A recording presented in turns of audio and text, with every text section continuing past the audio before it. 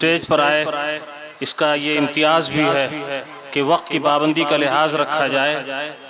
وقت سے آگے بڑھ کر کے چیزیں بے قابو ہو جایا کرتی ہیں، لیکن اختصار زیادہ ہو گیا، اس کے لیے ہم مشکور بھی ہیں اور شکوہ بھی ہے۔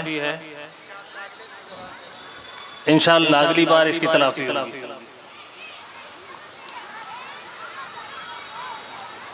جیسا کہ عرض کیا گیا، یہ دستار بندی کا جلسہ ہے۔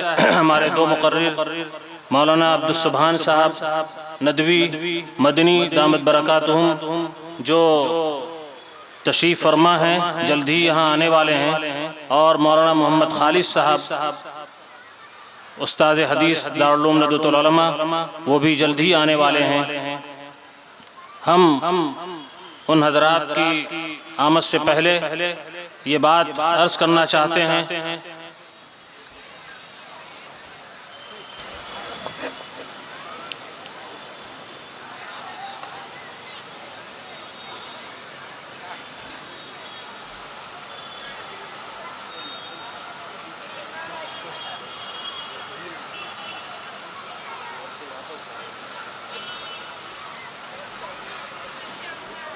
آپ حضرات جس شوق اور دلچسپی کے ساتھ تشریف لے آئے اور جس شوق اور دلچسپی کے ساتھ تشریف فرما ہیں، ہم اس پہ آپ کے مشکور ہیں، آپ کے شکر گزار ہیں۔ نہ کرنے کا فن آتا ہو، کام کرنے والے کبھی حالات کا شکوہ نہیں کیا کرتے۔ الحمدللہ مدرسے کو وہ افراد ہمیشہ میسر آئے ہیں اور ان ذمہ داروں کا اس کو ساتھ ملا ہے جنہوں نے حالات کا سے سمجھوتا کرنے کے بجائے حالات سے مقابلہ کیا ہے۔ مقابلے کا مطلب یہ نہیں کہ آستینیں چڑھا لی، بلکہ جو ممکن ہو سکا تعلیم کی میدان میں خدمت کے لیے وہ فریضہ انجام دیا۔ آج آپ کے سامنے جو دستار بندی کا منظر سامنے آئے گا، اس غازی پور والوں کے لیے میں کہنا چاہتا ہوں کہ آپ کے لیے ایک خوشائند بات ہے، اور یہ مزدہ بھی اور خوشخبری بھی سنانا چاہتا ہوں کہ انشاءاللہ تعالی وہ وقت ان قریب ہے کہ اس شہر کی مسجدوں میں حفاظ کی کثرت کی وجہ سے اب مسجدوں کے بجائے گھروں میں تراویحیں ہوا کریں گی۔ یہ میں آپ کو خوشخبری سنانا چاہتا ہوں۔ الحمدللہ حفاظ کی وہ تعداد روز افزوں ہے، اور وہ تعداد تیار ہو رہی ہے کہ آنے والے دنوں میں یہاں پر گھروں میں بھی تراویح ہوا کریں گی، اس طرح سے کہ جماعت مسجد میں ہوگی اور تراویح گھر میں ہوں گی۔ حفاظ کی وہ تعداد تیار ہو رہی ہے، یہ سب اللہ کا فضل ہے، آپ کی توجہ اور کوشش ہے۔ آپ سے یہ میں کہنا چاہوں گا، ہماری مائیں اور بہنیں بھی بیٹھی ہوئی ہیں، کہ آج جو آپ کی اولاد جن کے سر پہ دستار بندی کی جائے گی، ان کے لیے آپ دعاؤں کا بھی اہتمام کریں اور ان کے اوپر توجہ بھی کریں۔ ان کو راست مولانا نے جیسا کہا ابھی کہ ان کو راہ سے ہٹنے بھی نہ دیں، ان کی فکر کرنا آپ کی ذمہ داری ہے۔ بچے کی فکر ماں کی سب سے پہلی ذمہ داری ہے، اس کے بعد باپ کی ذمہ داری ہے۔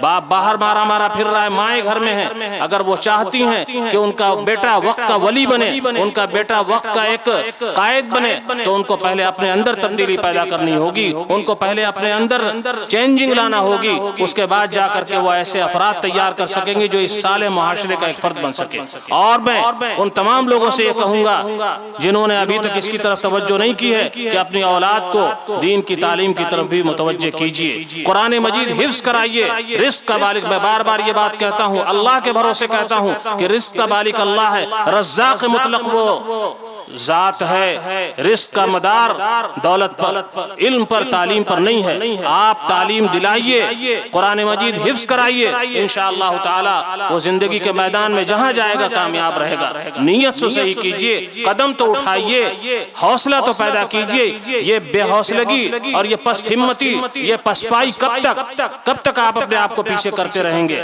آپ حوصلہ پیدا کیجیے، تعلیم کے زیور سے اپنے اولاد کو آراستہ کیجیے، تعلیم دلائیے، تعلیم میں پیچھے مت رہیے۔ دیکھیے کہ زمانہ کہاں سے کہاں چلا گیا، وقت کی رفتار کتنی تیز ہے، آپ پیچھے پڑے ہوئے ہیں، آپ پیچھے ہیں، آپ سب سے پیچھے ہیں۔ آپ کو سب سے پیچھے رہنے کے لیے نہیں اوپر والے نے بھیجا ہے، آپ کو سب سے آگے رہنے کے لیے بھیجا ہے۔ آگے رہنا ہے تو اپنے اندر تبدیلی پیدا کیجیے، وقت کے اور حالات کے تقاضوں کو سمجھیے، آگے آئیے، اور میری مائیں جو میری باتیں سننے میں سب سے پہلے ان کو ان کے دلوں پہ دستک دینا چاہتا ہوں، ان سے کہنا چاہتا ہوں کہ آپ کے گود میں پلنے والا بچہ وقت کا ایک بہت بڑا ریفارمر، بہت بڑا مصلح، بہت بڑا داعی اور بہت بڑا اللہ کا ولی بن سکتا ہے۔ شرط یہ ہے کہ آپ اس کو اس انداز میں اس کی تربیت کریں اور اس انداز میں اس کو آگے لے جانے کی کوشش کریں۔ اللہ آپ کی مدد کرے گا، اللہ آپ کے ساتھ ہے، آپ اللہ پر بھروسہ کیجئے، آگے بڑھنے کی کوشش کیجئے، تعلیم کی طرف توجہ کیجئے۔ آج صورتحال یہ ہے کہ سب کچھ کیا جا رہا ہے لیکن اس کی طرف سے مکمل بے توجہی ہے، اس کی طرف ہماری کوئی توجہ نہیں جا رہی ہے، ہماری نسل بے دین ہو رہی ہے۔ ہمارے حضرت مولانا علی میاں صاحب نے رحمت اللہ علیہ نے کسی موقع میں کہا تھا کہ اگر تمہاری اولاد کو آگ میں ڈال دیا جائے تو گوارا کر لو، مگر یہ مت گوارا کرو کہ اس کو بے دینی کے ماحول میں ڈال دیا جائے۔ کیا آج آپ ایسے ماحول میں اپنی اولاد کو بھیج کر کے مطمئن ہو جا رہی ہیں، یا آپ ہو جا رہے ہیں کہ اس کو بے دین بنایا جائے، اس کو دین سے برگشتہ کیا جائے، اس کو الحاد کی اور تشکیک اس کے دلوں میں پیدا کی جائے، اللہ وحدہ لا شریک کی وحدانیت سے اس کو کنارہ کیا جائے؟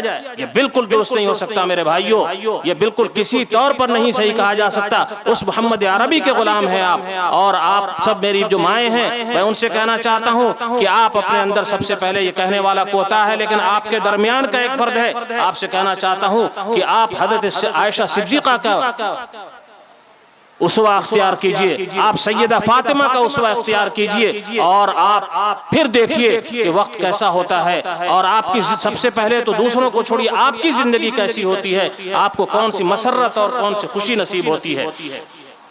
میں نے وقت بالکل بے ربط طریقے سے آپ کے سامنے کچھ باتیں ذہن میں آ گئیں، کہہ دیا۔ مولانا تشریف لا رہے ہیں، ہمارا آگے کا بھی پروگرام ہے، کسی وجہ سے میں نے یہ باتیں کہہ دیں۔ میں مدرسہ دینیہ کا ترانہ، جو ترانے دینیہ کے نام سے ہے، وہ ترانہ پیش کرنے کے لیے کیف احمد اور ان کے ساتھیوں کو دعوت دیتا ہوں، وہ آئیں اور ترانے دینیہ پیش کریں۔